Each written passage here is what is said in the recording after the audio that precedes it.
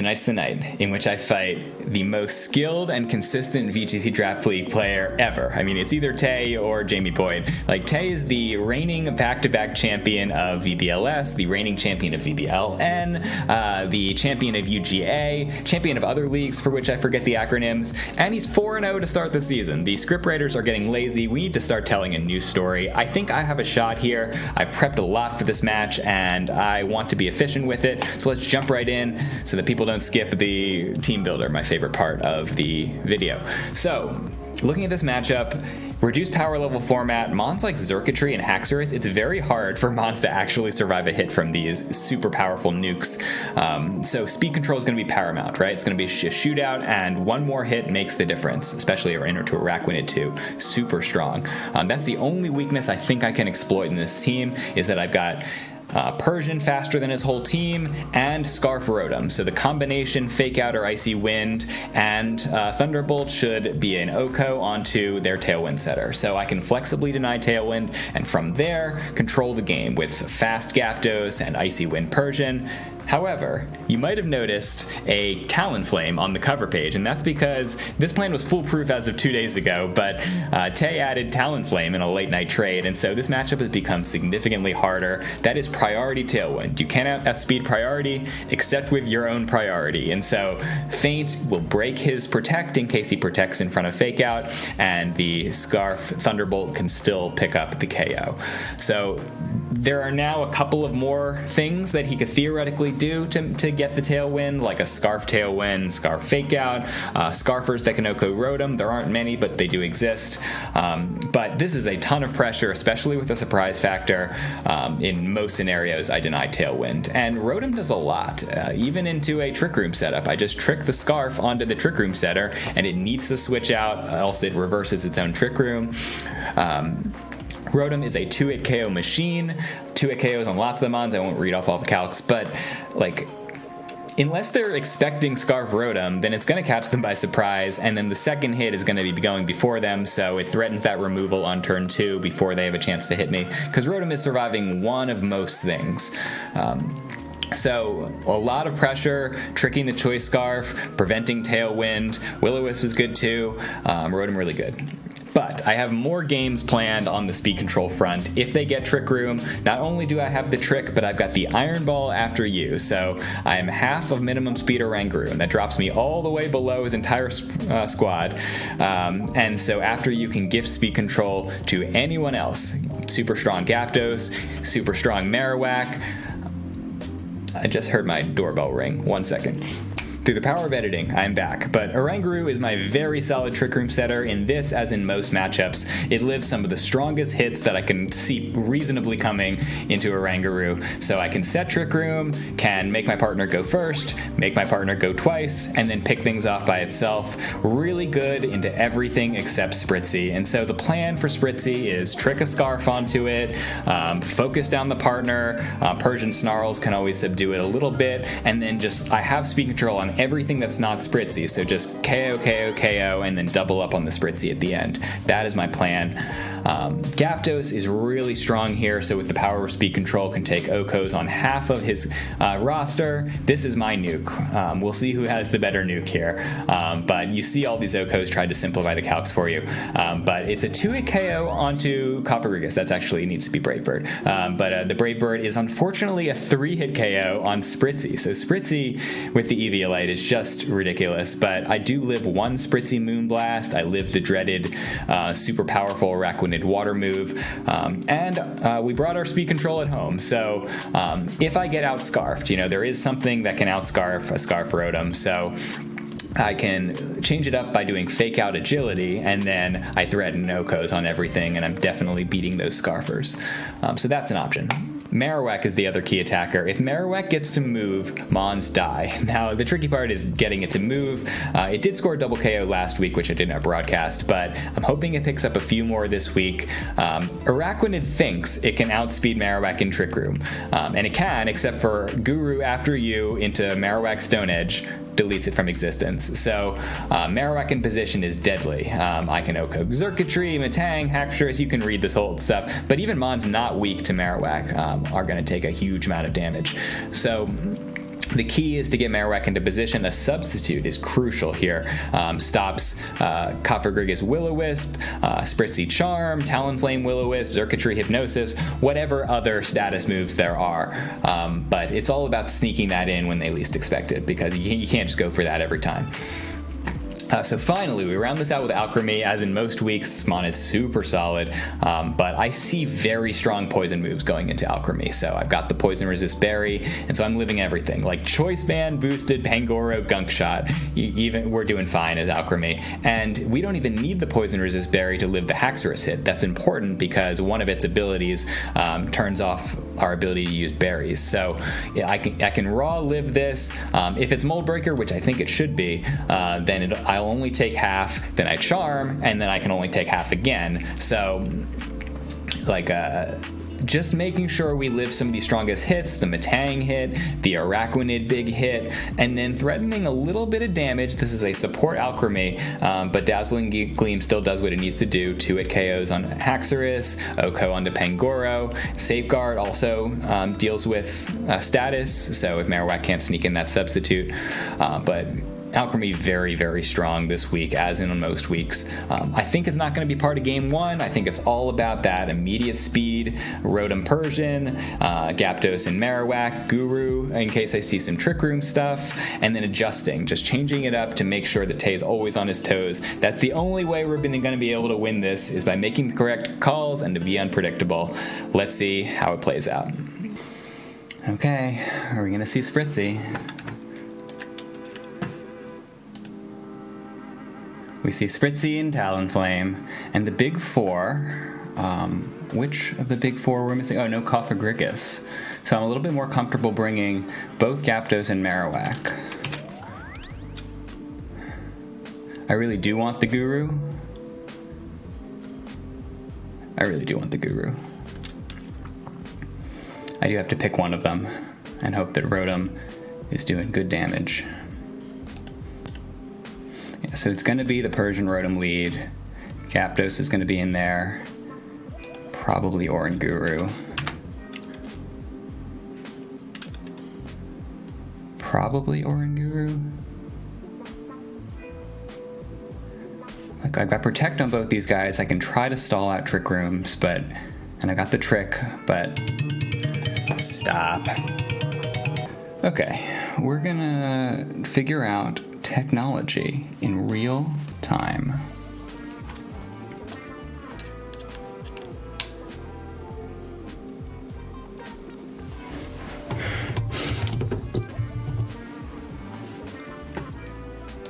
Just what I need.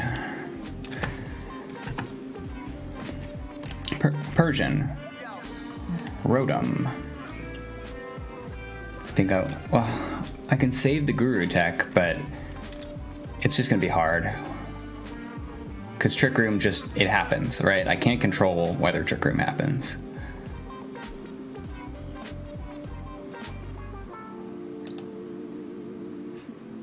We'll put the Guru on.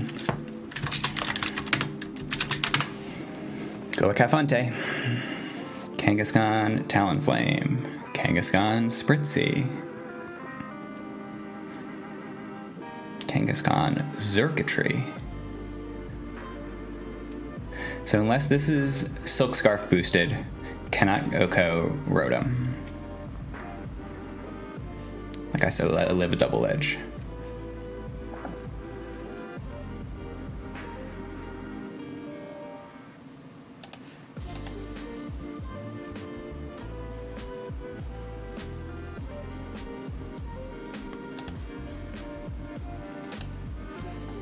I'll let him get a free hit if he protects Zerk. But that's, I think, the worst that can happen. And he can't protect Zerk if he's Scarf, which is one thing I'm really worried about.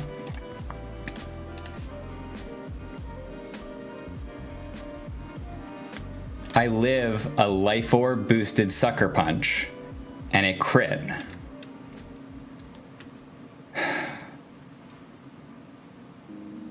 That's so frustrating.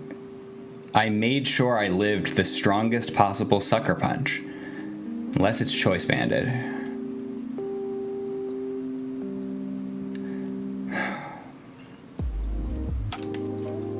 Let's play on.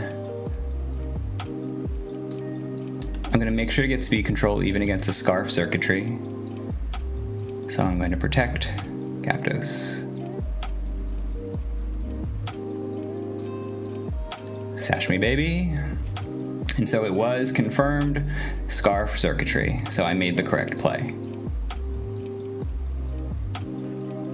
So now I'm faster. What is taking the close combat coming right here? Spritzy or Talonflame? Or for that matter, Araquanid. I don't think I have a choice as to whether I go for it or not. Yeah, I don't have a choice at all. So I think it's not a bulky circuitry. I might be able to pick it up with Brave Bird, but I'm not willing to bet that.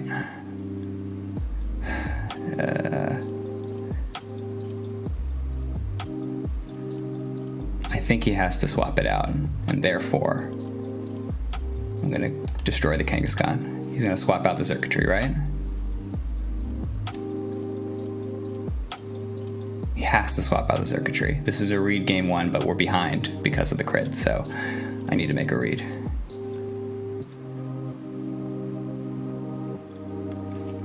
That was a Scarf circuitry. Yeah.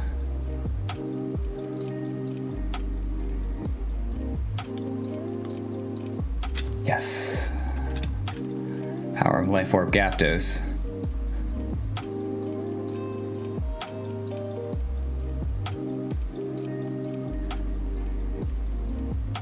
So I need to swap in Oranguru and protect. That's I think what I have to do.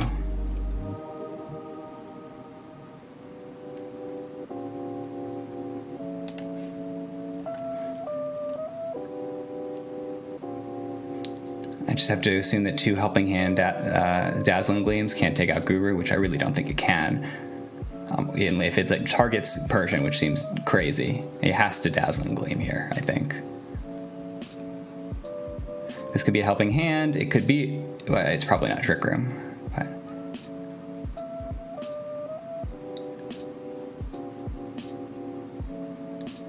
Let's go. After you. Wait, we don't need after you. That's the cool thing. We confirmed Scarf, didn't we? So this is the problem. It underspeeds Iron Ball Guru. So I'm going to sacrifice Zapdos right now because I would die to a Spritzy Moonblast.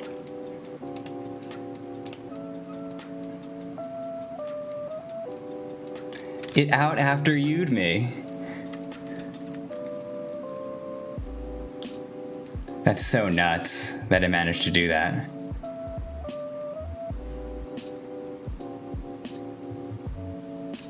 So I'm pretty sure I said it exactly in Teambuilder. That's the only thing that I have simply no counterplay to. And it was foolproof until he traded for Spritzy. So Psychic was enough to KO.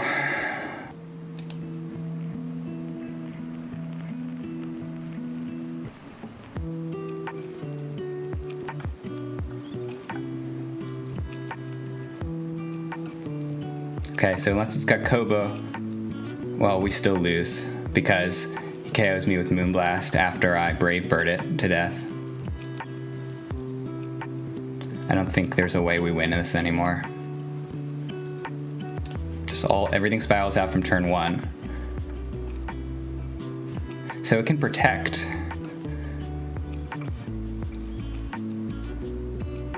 There's no reason that they would need to protect, right? They Moonblast. Protect with Zapdos, so they're going to double target Zapdos. But either one can KO me after I get my After You off. So maybe I can not reveal tech, sacrifice game 1.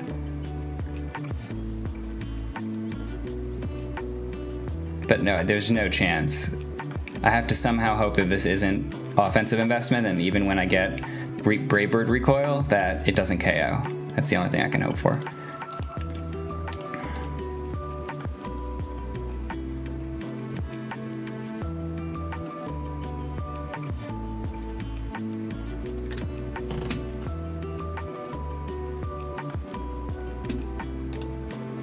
Encore is so broken. It's so completely busted. We're out of Trick Room now, but I have to protect again. Like, and then he gets Trick Room again. It's such a completely broken move.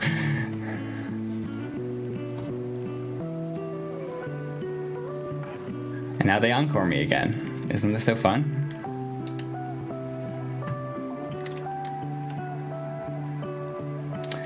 So I have to stick to my guns and say that lead does not lose unless there's a crit.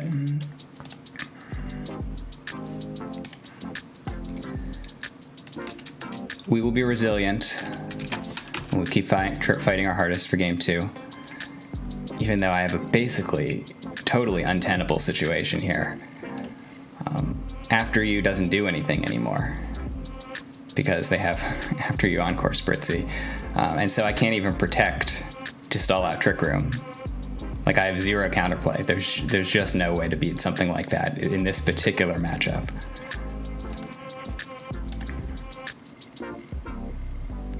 I do have Alchemy. It blocks Encore. Okay, that's the counterplay. I mean, Alchemy's just not good in the matchup is the problem.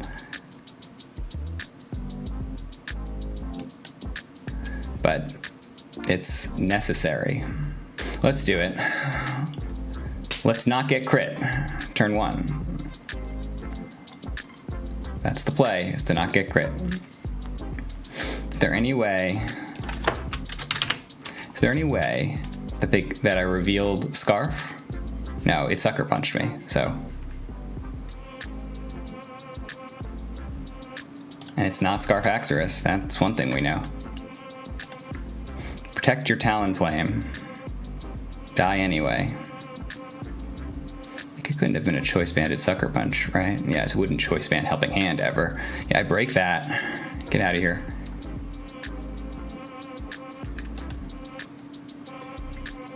Mold Breaker, EQ.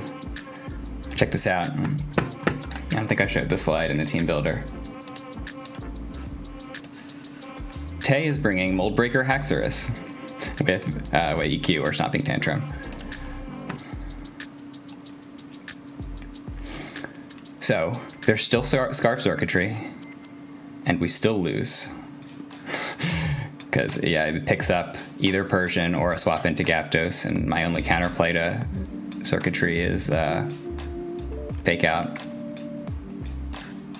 and Sash. So I live Life Orb, what do you call it? Poison Jab. In fact, I live with half. It only does half.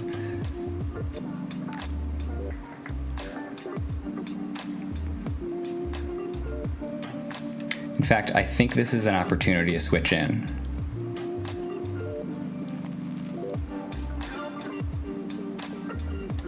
Baby Doll Eyes.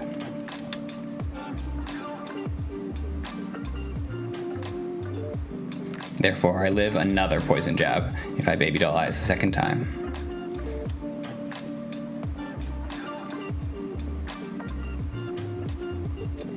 So I have to preserve Gyaptos because it's all of my damage. They have After You, but so they're also going to be guaranteed slower than me. So funny, we went for the same strat, and he just, had the better tools for the particular matchup. I think he has to target Gyaptos here. Well, he's got EQ and Poison Jab and Dragon Claw, so Poison Jab might be his best tool. So I KO Haxorus here, but I have to take the hit first.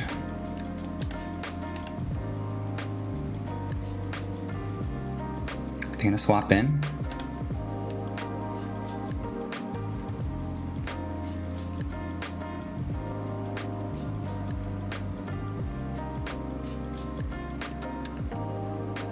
So we're gonna need multiple Protect reads here. Giant Enemy Spider. There's just no way that I can successfully die. Protect. Fake Out Pressure next turn as Alchemy dies. Protect for the final turn of Trick Room. That's the only thing I have. Either the problem is either can KO me, so I think it's still over. Physical Araquanid. Yeah, I KO myself here. It's like,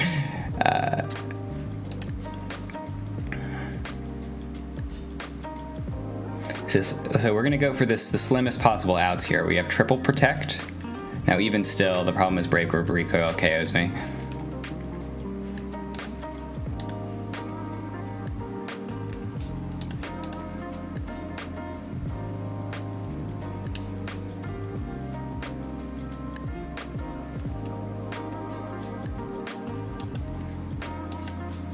If not for Brave Bird Recoil, we had a chance.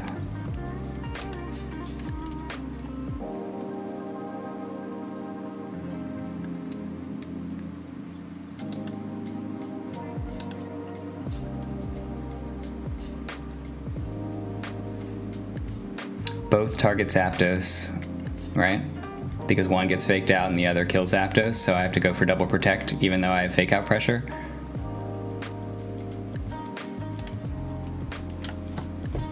Yeah. GG's, Tay. Please let me know, Tay, if there was anything that could have done differently from my vantage point. You are the GOAT. You are the most consistent draft league player I've ever seen, and so I want to know what could be done differently. What could I build differently or play differently after the build? Because I knew there was no counterplay to after you, Spritzy. So I like to tell others and remind myself that as a gamer, you have to define success more broadly than winning and only winning. Especially when you learn a new game, you're gonna lose a lot. And so you have to define success as, did I learn something new this game? Did I try something? Did I prepare well? Did I not get flustered? That's something I still need to work on. But did I adjust the new information? Did I continue to play my best even when I was down? And I think by all accounts I did here. I have to define this as a really good prep and a really good play, where basically everything I did worked. Literally, like everything I brought worked, everything I played works. Okay, so I've complained about the crit enough, but turn 2 here, there is no way I can beat a Scarf Circuitry, which I know it is now, unless I protect, bring a Sash, and Icy Wind. It's the only possible play, and so I read that, protect, Icy Wind, Sash to live. Turn 3, I predict correctly, Cirque's gonna switch out, and so I target Kang. I bring the Life Orb so that it messes up his calcs. I haven't brought Life Orb since week 1. KOs through Fighting Resist Berry. Turn 4, I see the Trick Room option, so I preemptively bring in Iron Ball Guru.